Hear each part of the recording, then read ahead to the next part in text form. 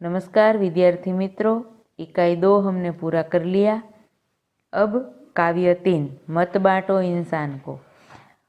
काव्य आपको काव्यगान सीखना है, तो इसके लिए एक लिंक भेज रही हूँ। आप उसके साथ काव्य का गान करना और काव्यगान सीखना और काव्य कंठस्थ भी कर लेना, बराबर है। और इसके शब्दार्थ भी एक बार रफ नोट में लिखना है, क्या करना है और कंठस्थ करने हैं। अब काव्य समझते हैं। तो इस कविता में विनय महाजन जी ने मनुष्य को मिलजुल कर रहने की प्रेरणा दी है।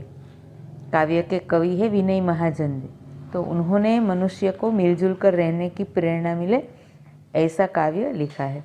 मनुष्य को किसी भी भेदभाव में नहीं पड़ना चाहिए। हमें सभी भेदभावों को भुलाकर एकता की दृष्टि से इस संसार को देखना चाहिए। यह प्रकृति भी हमें निरंतर यही उपदेश देती है और हमारी भारतीय संस्कृति में तो यही है, वसुधैव कुटुंबकम, मानी पूरी पृथ्वी हमारा कुटुंब है। तो हमें किसी भी प्रकार के भेदभाव में न पड़कर सभी को मिलजुल कर समानता से रहना चाहिए। किस प्रकार से हमने भेदभाव किया है, इसका थोड़ा थोड़ा हमें इस काव्य में उदाहरण मिलता है। तो क्या किया है हमने, तो मंदिर मस्जिद गिरजाघर ने बांट लिया भगवान को, धरती बांटी सागर बांटा, मत बांटो इंसान को। कवि कहते हैं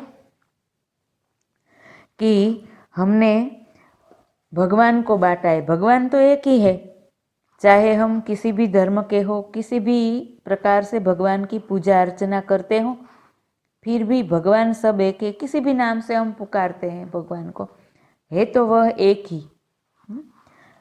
पर हमने कैसे बांटा है, तो हमने अपनी तरह से मंदिर मस्जिद गिरजाघर आदि बनाकर भगवान की पूजा की है।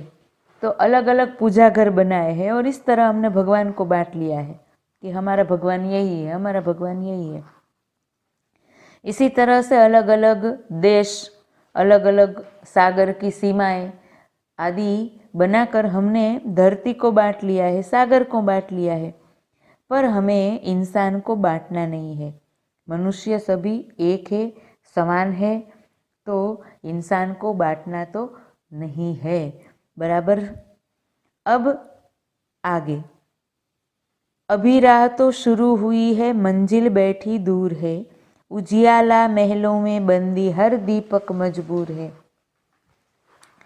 अभी समानता की दिशा में, मानी हम सब एक है, यही दिशा में हम पूरी तरह से लक्ष्य तक नहीं पहुँचे हैं। मंजिल हमारी बहुत दूर है, मानी अभी हम इतने समानता के आदर्शों को नहीं मानते हैं।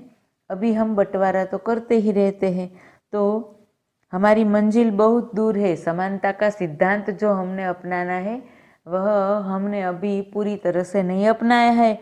इसमें हमने शुरुआत की है।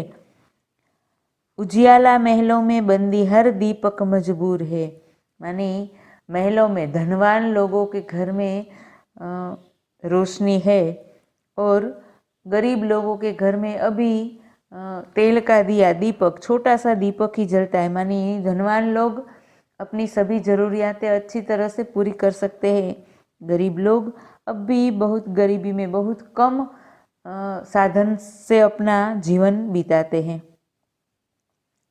मिला न सूरज का संदेशा हर घाटी मैदान को, धरती बांटी सागर बांटा, मत बांटो इंसान को। अभी सूर्य का संदेशा हर घाटी और मैदान सभी जगह पर नहीं मिल पाया है, मानी समानता का विचार अभी विश्व के कई स्थानों पर नहीं पहुंचा है। कई लोग अब भी बहुत प्रकार से भेदभाव करते हैं। तो समानता का संदेश सभी जगह फैलाए, इसके लिए हमें आगे प्रयत्न करते ही रहने हैं। हमने धरती को बांटा है, सागर को बांट लिया है, किंतु हम मनुष्यों को बांटेंगे नहीं, इसका ध्यान रखेंगे। अब भी हरी भरी धरती है, ऊपर नील वितान है, पर न प्यार हो तो जग सूना, जलता रेगिस्तान है। धरती अब भी हरी भरी है, ऊपर नील वितान, वितान मानी विस्तार, आकाश। धरती हरी भरी है, ऊपर आकाश नीले रंग का है। परंतु जो आपस में प्यार नहीं होगा, परस्पर एक दूसरे को प्रेम से नहीं रखेंगे, एक दूसरे से प्रेम की भावना का विस्तार नहीं होगा, तो यह जग मानी जगत, दुनिया रेगिस्तान जैसी होगी। रेगिस्तान कैसा? जलता रेगिस्तान मानी जिस प्रकार रेगिस्तान में बहुत गर्मी लगती है, उस प्रकार हम मनुष्यों को मन से शीतलता नहीं मिलेगी। तो क्या करना है? अभी प्यार का जल देना है हर प्यासी चट्टान को। हर प्यासी चट्टान, चट्टान मानी पत्थर, तो हर प्यासी चट्टान को पानी देना है। पर इससे हमें क्या इस काव्य में अर्थ लेना है? तो जिस प्रकार प्यासी चट्टान को पानी देकर उसे ठंडा किया जा सकता है, उसी प्रकार जिसको प्यार नहीं मिला है, जो लोग प्यार के बिना